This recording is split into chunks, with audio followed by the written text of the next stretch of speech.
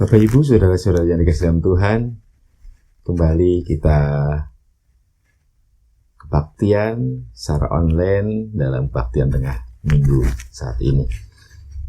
Hari ini Provinsi Jawa Barat telah memberlakukan pembatasan sosial berskala besar. Ada banyak hal yang harus menjadi perhatian kita. Dan kebijakan tersebut tentu berdampak dalam kehidupan kita masing-masing, di tengah-tengah keluarga, di tengah-tengah persekutuan, dan juga di tengah-tengah masyarakat. Namun, sebagai orang yang percaya, mari kita terus berserah kepada Tuhan agar kita dimampukan menghadapi dan melewati berbagai hal di tengah-tengah kehidupan ini. Kita menaikkan pujian dari NKB 128 bait 1 dan 3, Ku berserah kepada Allahku.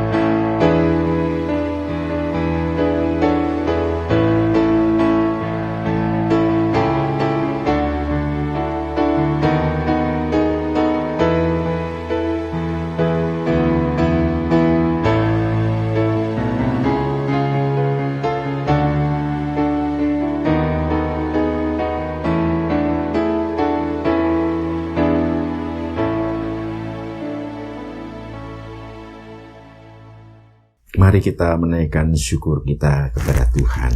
Kita berdoa. Tuhan, terima kasih atas kasih setia dan penyertaan dalam kehidupan kami, baik sebagai pribadi, keluarga, maupun persekutuan. Sebagai pribadi dan keluarga, di tengah-tengah kami menghayati dan melakukan apa yang menjadi kebijakan pemerintah untuk pembatasan sosial berskala besar.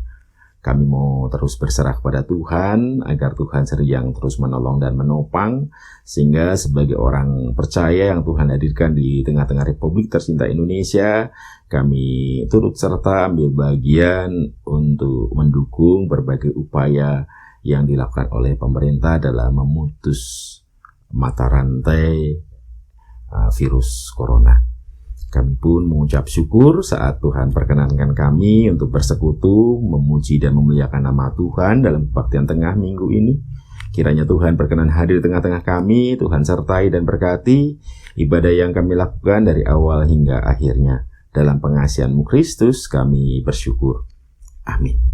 Kita akan membaca dan merenungkan firman Tuhan. Namun sebelumnya kita menaikkan pujian melalui Kidung Jemaat nomor 49.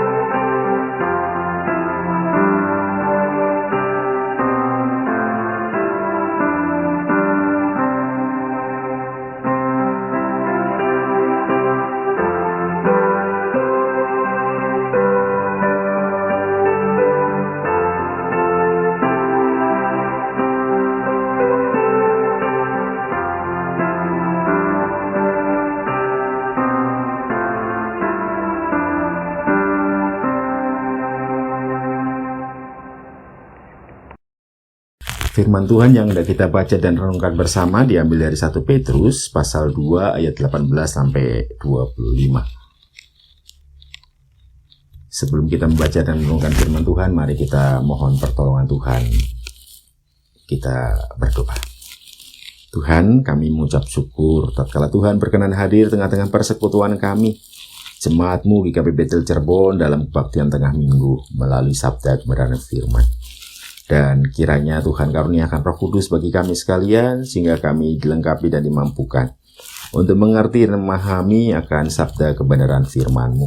Bahkan kuasa Roh Kudus menolong dan memampukan kami untuk menjadi pelaku-pelaku firman di dalam kehidupan kami sehari-hari. Dalam Kristus firman yang hidup. Amin. 1 Petrus pasal 2 ayat 18 sampai 25 dengan judul perikop penderitaan Kristus sebagai teladan. Saya bacakan untuk kita semuanya. Hai kamu hamba-hamba, tunduklah dengan penuh ketakutan kepada Tuanmu, bukan saja kepada yang baik dan peramah, tetapi juga kepada yang bengis. Sebab adalah kasih karunia jika seorang karena sadar akan kehendak Allah menanggung penderitaan yang tidak harus ia tanggung.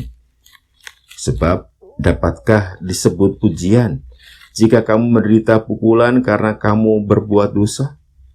Tetapi jika kamu berbuat baik dan karena itu kamu harus menderita, maka itu adalah kasih karunia pada Allah.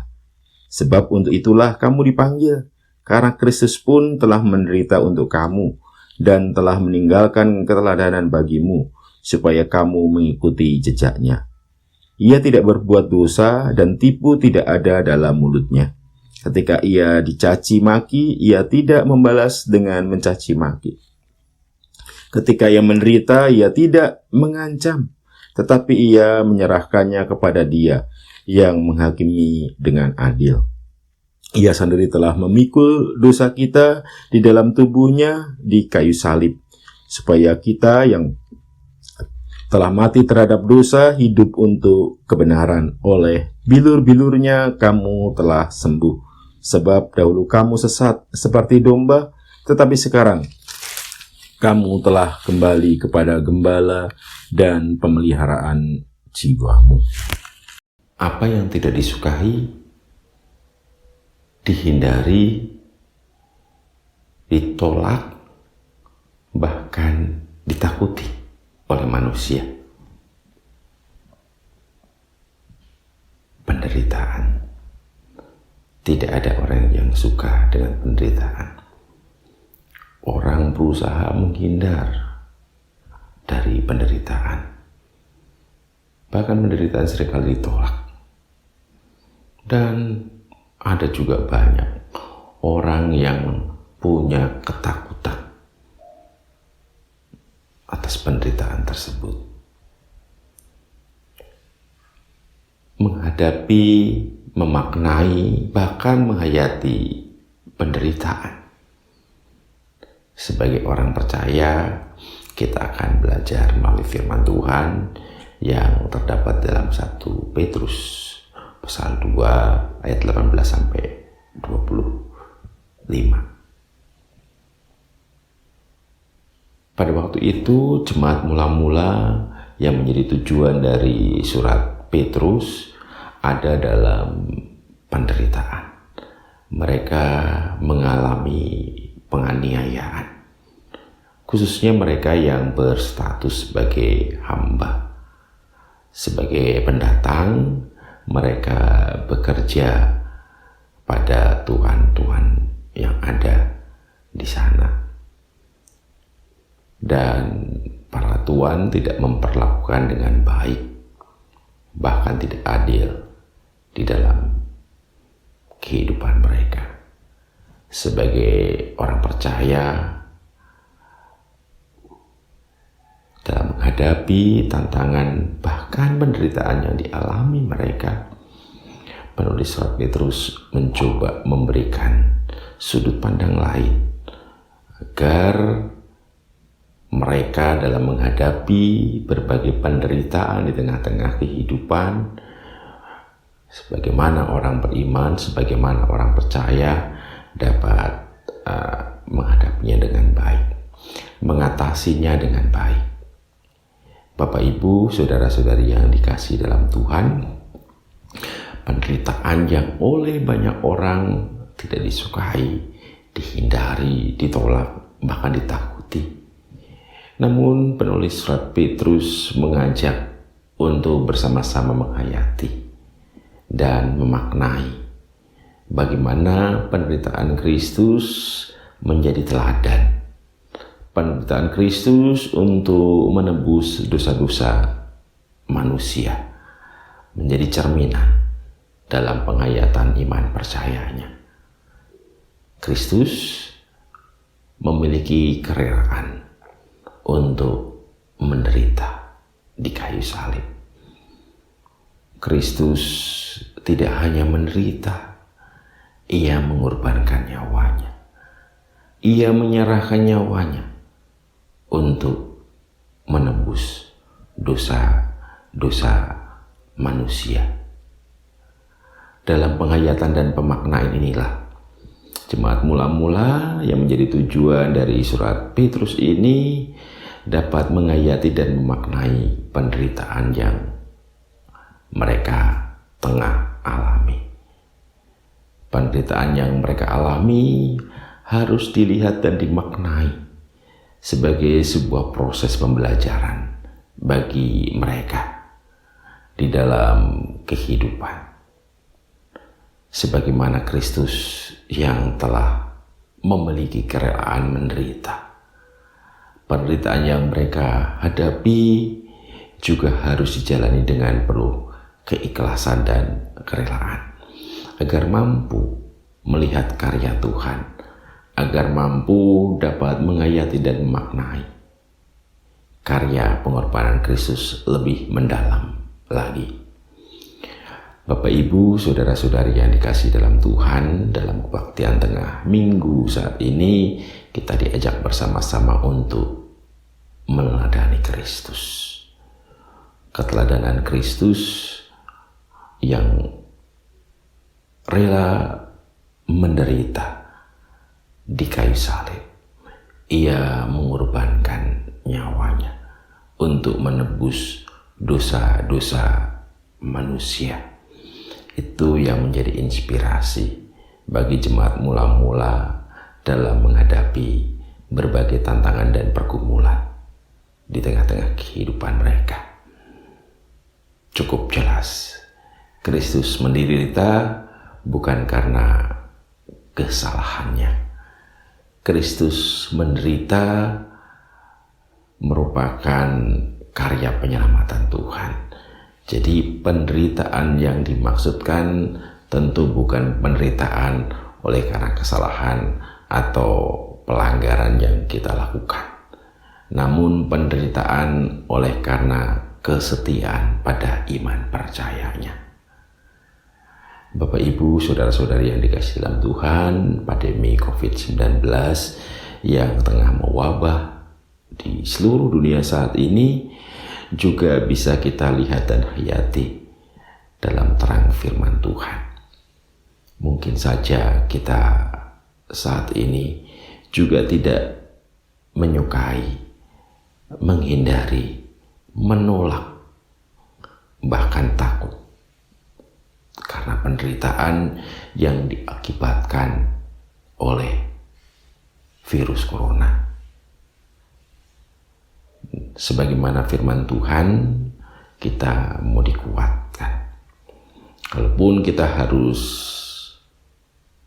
mengalami penderitaan di tengah-tengah situasi saat ini, mari kita terus hayati dan maknai bersama bahwa penderitaan yang kita alami saat ini, harus diam di rumah, tidak dapat melakukan berbagai aktivitas, atau ibadah tidak boleh. Bahkan sebentar lagi kita akan masuk pada pembatasan sosial berskala besar yang mungkin saja membuat kita lebih menderita. Namun di tengah-tengah situasi tersebut, firman Tuhan terus mengingatkan dan meneguhkan iman percaya kita. Situasi dan kondisi yang tengah kita alami kiranya tidak menggoyahkan atau mengendorkan pengharapan kita, keyakinan kita akan karya penyelamatan Kristus di tengah-tengah kehidupan. Biasanya orang yang tidak menyukai, orang yang menghindari, menolak dan menakut, yang takut akan penderitaan, mereka tidak memiliki pengharapan, tidak mampu melihat pengharapan, tidak mampu mengecap dan merasakan kebaikan Tuhan, sehingga bersikap menolak, bersikap menghindari, tidak menyukai penderitaan. Namun mari kita peluk penderitaan, kita hayati dan maknai. Melalui penderitaan yang tengah terjadi saat ini, kita mau terus dibentuk oleh Tuhan. Kita mau ditempa agar memiliki kemurnian iman percaya kita. Justru di tengah-tengah situasi saat ini, kita diasah agar iman kita semakin berkualitas. Tuhan menolong dan memberkati. Amin. Mari kita menaikkan syukur kita kepada Tuhan, dan sebagai dasar kita memberikan persembahan firman Tuhan dalam Mazmur 50 ayat 23 mengatakan, siapa yang mempersembahkan syukur sebagai kurban, ia memuliakan aku. Siapa yang jujur jalannya, keselamatan yang dari Allah akan kuperlihatkan kepadanya. Sambil kita menghimpun persembahan, kita akan mengiringi pujian dengan Kidung Jemaat 393. Tuhan betapa banyaknya.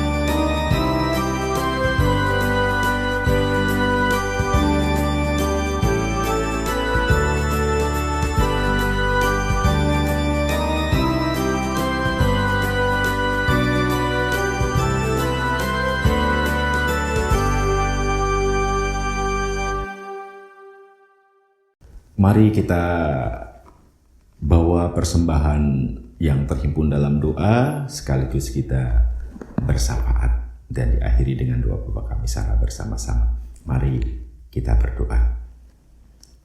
Kami mengucap syukur Tuhan, walaupun kami harus berada di rumah kami masing-masing, kami tetap merasakan tuntunan dan penyertaan tangan kasih Tuhan.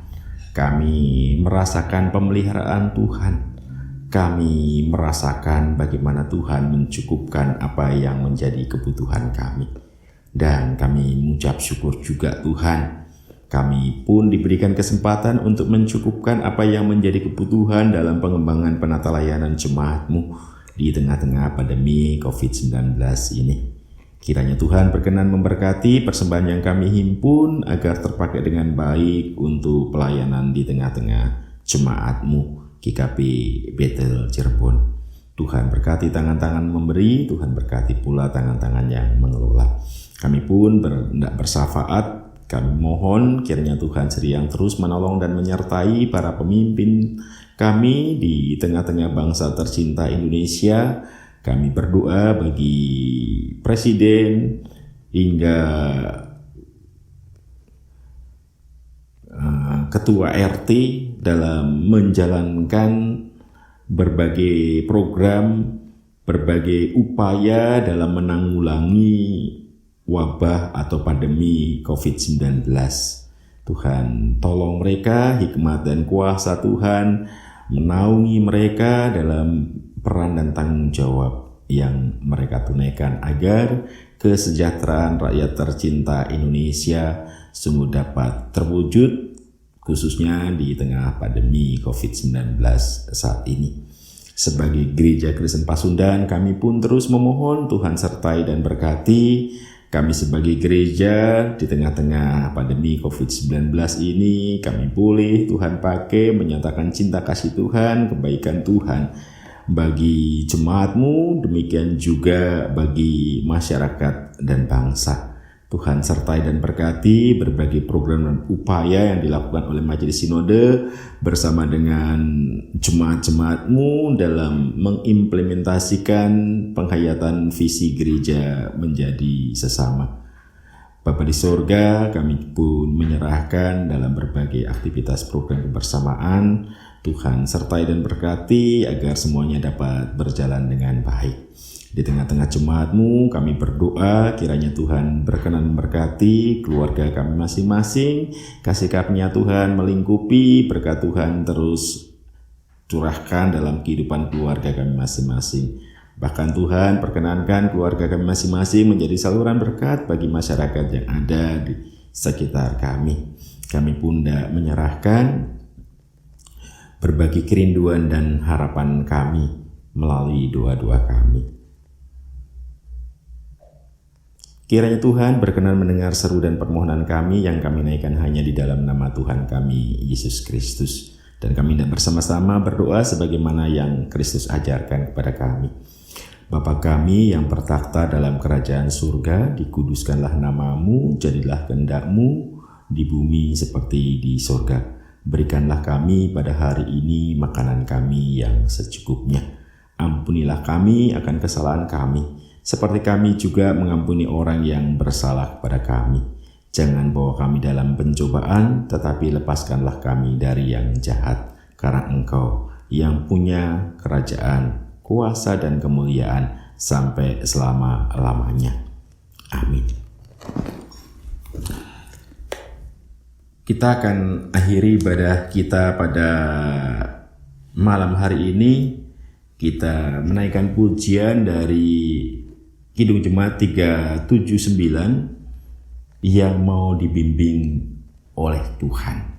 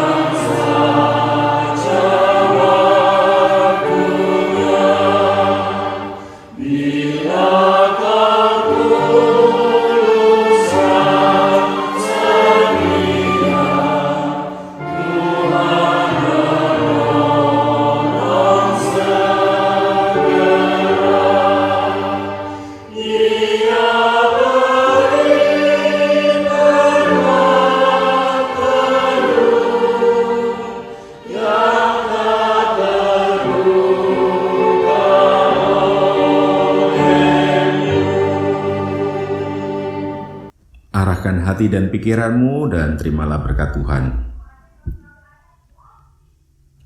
Tuhan memberkati engkau dan melindungi engkau. Tuhan menyinari engkau dengan wajah-Nya dan memberi engkau kasih karunia. Tuhan menghadapkan wajah-Nya kepadamu dan memberi engkau damai sejahtera. Amin.